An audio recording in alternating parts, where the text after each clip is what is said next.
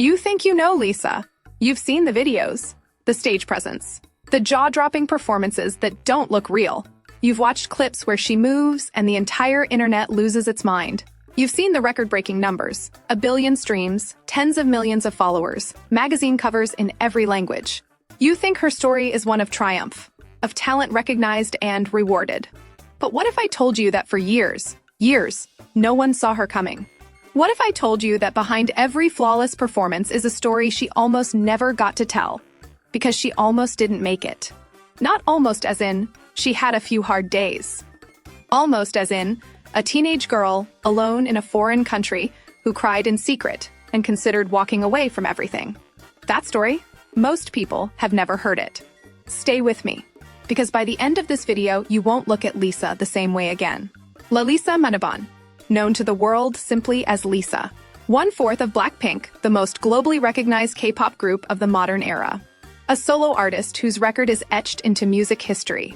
A fashion icon, a brand ambassador, a cultural phenomenon.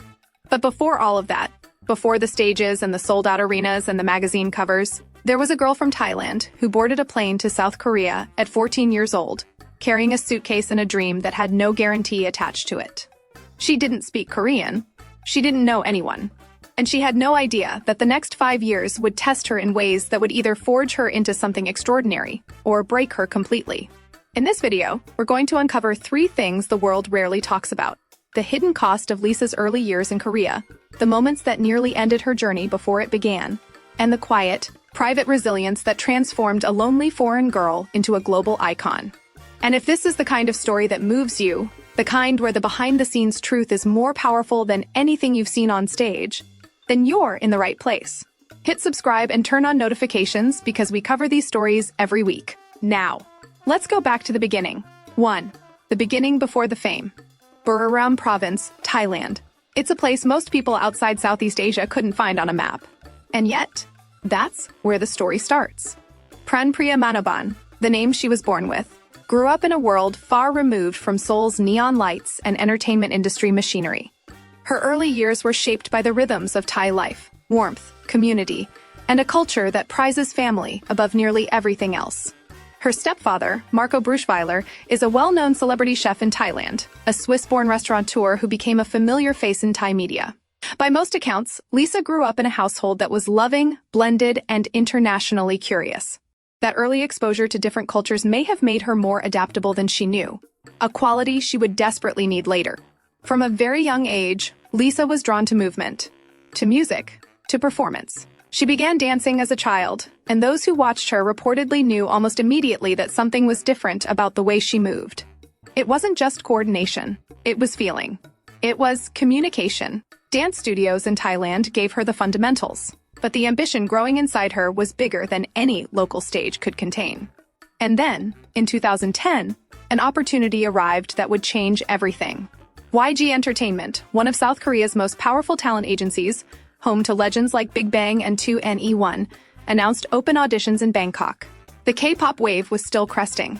The idea of a Thai girl debuting in a Korean group was, to put it gently, almost unheard of. Lisa auditioned anyway. She was 13 years old.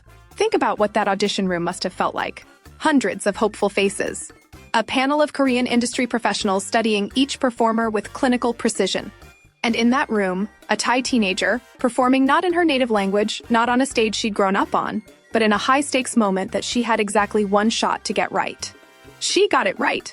Out of the thousands of young people who auditioned across Thailand that day, Lisa was reportedly the only one selected by YG Entertainment. The only one. And with that, a door opened. But stepping through it would cost more than anyone told her it would. She moved to Seoul. She was still 13. Some accounts place it at 14 by the time she formally began training. Either way, she was a child. Alone. In a country where she didn't speak the language, didn't know the customs, and didn't have a single friend waiting for her. The adventure she'd dreamed of was beginning. But so was something she hadn't prepared for. And what happened inside those training walls? That's the part the world barely knows. 2. The secret years. The Korean Idol training system is unlike anything that exists in Western entertainment. It is not a talent school. It is not a conservatory. It is a controlled, years-long process designed to produce performers who are not merely good, but flawless. Trainees are evaluated constantly. Progress is tracked. Contracts can be terminated. The system does not reward potential. It rewards results. For most trainees, this pressure exists in their native language, inside their own culture, surrounded by other young people who at least share the same emotional framework. Lisa had none of that. According to accounts she has given in various interviews and documentary appearances over the years, the early months in Seoul were defined by one overwhelming feeling: isolation. She didn't speak Korean. Not a word when she arrived. And in a training system where instruction, correction, and evaluation all happen in Korean, that's not a minor inconvenience. That's a wall. A wall that exists between you and understanding whether you're doing well, whether you're improving, whether you're safe. She reportedly studied the language ferociously.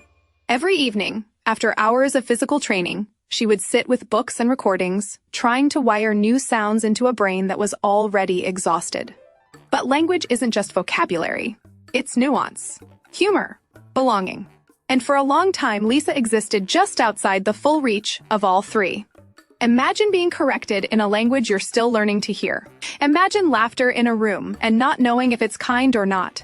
Imagine trying to read a room, something that takes years even in your mother tongue, and being left to guess. Then there was the distance from home. She has spoken in interviews about how much she missed her family in Thailand. Her mother, the comfort of familiar food, familiar sounds, familiar air. International calls were a lifeline, but they were also a reminder of everything that was far away. Reports from fans who followed her pre-debut story describe a trainee who smiled constantly in public but who, by her own later admission, cried privately more than anyone around her knew. She didn't want to show weakness. She didn't want to give anyone, including herself, a reason to question whether she belonged there. But what most people don't realize is just how long she endured this before ever stepping in front of a camera professionally. The training schedule at a top-tier Korean entertainment company is not a rumor or an exaggeration. Multiple former trainees from various agencies have described regimens that begin before dawn and end well past midnight. Vocal training, dance training, language study, etiquette coaching, physical conditioning, evaluations, formal quarterly assessments that determine whether you stay or go. Lisa reportedly trained at YG for approximately 5 years before debuting with Blackpink in 2016. 5 years. Let that sit for a moment. 5 years of waking up every morning in a foreign country, performing at your absolute limit, and not knowing if this year, this month, this evaluation would be the one that sent you home. She has shared in interviews that there were evaluation periods where the pressure was intense enough to shake her belief in herself. The system is not cruel for cruelty's sake. It is built to produce excellence. But excellence extracted under those conditions from a teenager far from home carries a human cost that the stage lights were never designed to show. There's a moment she has referenced, obliquely, carefully, the way people reference things they've processed but not fully healed from, about feeling like no matter how hard she worked, she was always running to catch up to a standard that seemed designed for someone who was not her, someone who was Korean, someone who had grown up in this world. And yet, here is the gut punch. She refused to let that become her story. But there's something even harder she had to face, and it goes deeper than any training schedule. Cultural identity. This is the dimension of Lisa's trainee years that rarely gets discussed in fan content. Because it's not about dance moves or vocal scores. It's about the question that anyone who has ever lived as a foreigner in a culture not their own has had to answer, sometimes every single day. Who am I here? And does what I come from have value in this place? The Korean entertainment industry, for all its global ambitions, has historically centered Korean identity. The aesthetics, the standards, the unspoken codes of behavior, they are rooted in a specific cultural framework. For a Thai trainee with different facial features, a different mother tongue, a different cultural intuition, navigating those codes was an additional layer of invisible labor. According to various documented accounts and fan research timelines, Lisa was deeply aware that she was perceived as different. Not just as a foreigner, but as someone whose belonging in the system had to be earned more explicitly than her Korean peers.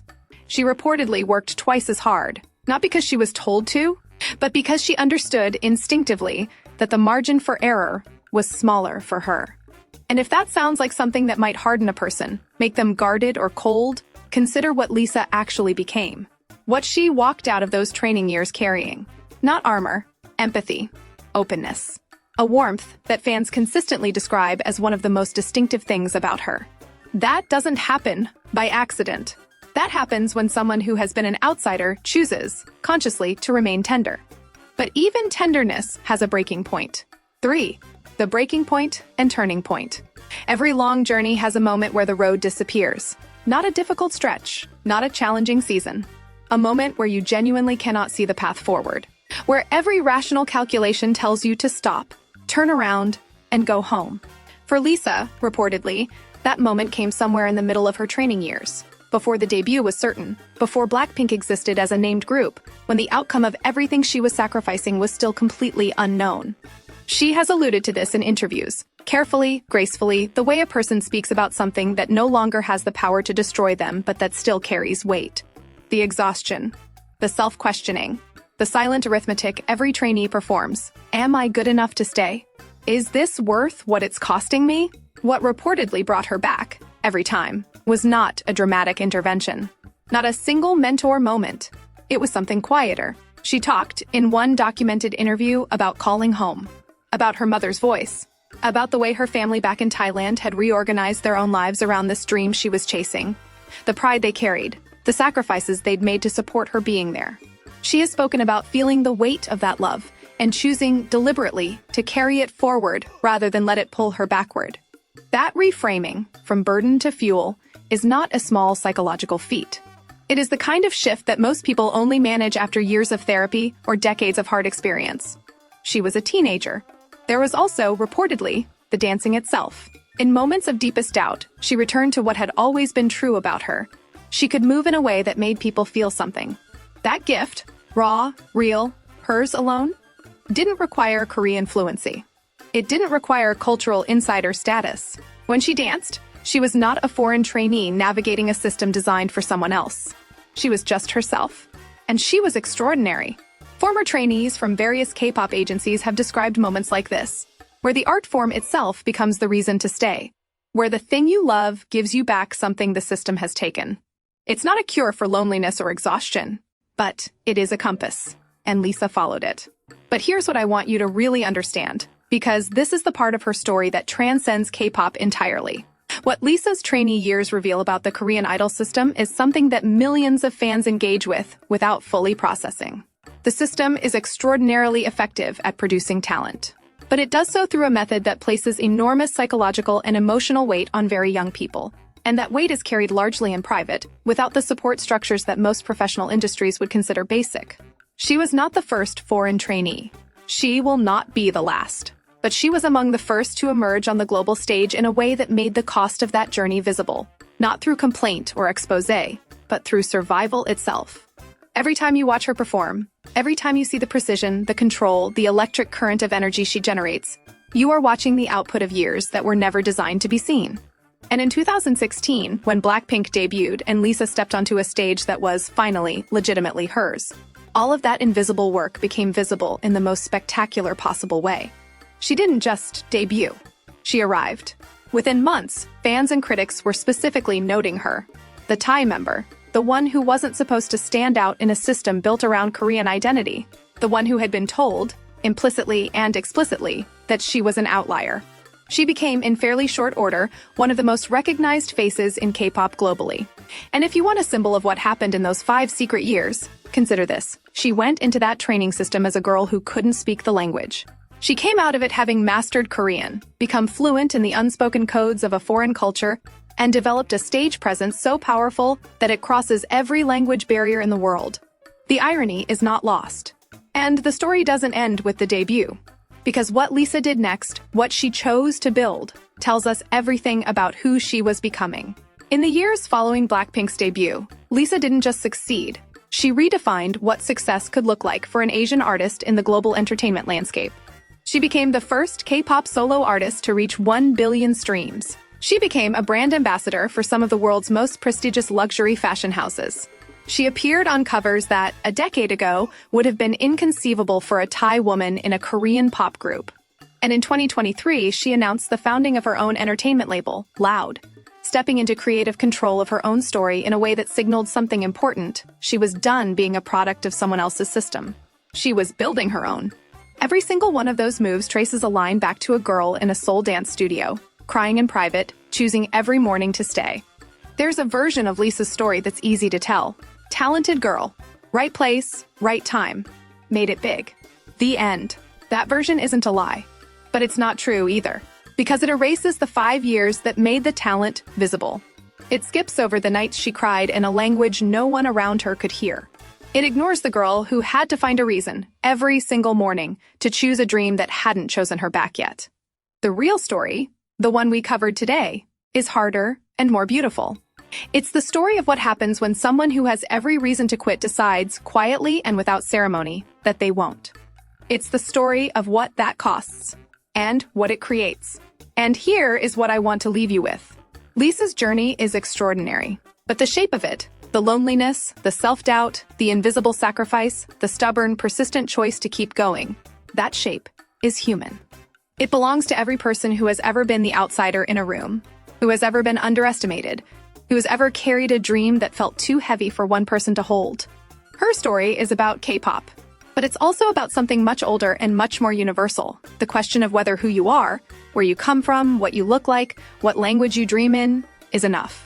She answered that question on stage, in front of millions, in a way that made the whole world stop and look. And the answer, as it turns out, was yes. So, I want to hear from you.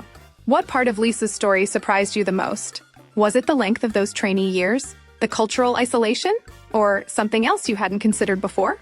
Drop it in the comments. I read every single one, and this community's conversations are genuinely one of my favorite things about making these videos.